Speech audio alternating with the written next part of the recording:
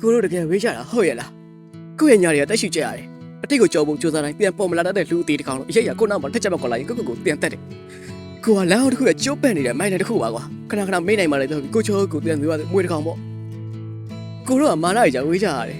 ကိုတို့ကအတ္တတွေကြောင့်ဝေးကြရတယ်မင်းကလည်းမမေးနိုင်ကိုကလည်းမမေးနိုင်ကူစားခက်တဲ့ဝိနာကန်တာတွေကြောင့်ဖန်မှန်လဲပြောနေရတယ်လူတွေရဲ့ပြောစကားကိုယုံပြီးကိုယ့်ရိတ်ကိုမီးရှို့ကြည့်တဲ့ကအဲ့ရိတ်ကလက်ချောင်းရထားပြီးကိုယ့်လန်တွေကိုလာညှစ်တော့တာပဲကိုတို့တကယ်ဝေးကြတာဟုတ်ရဲ့လား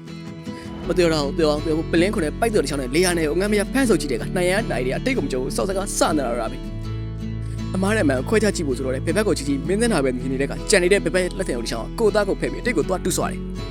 အိမ်မှာငါတေးရတယ်စစ်တီးလို့ကိုမသေးခဲ့ရင်လေ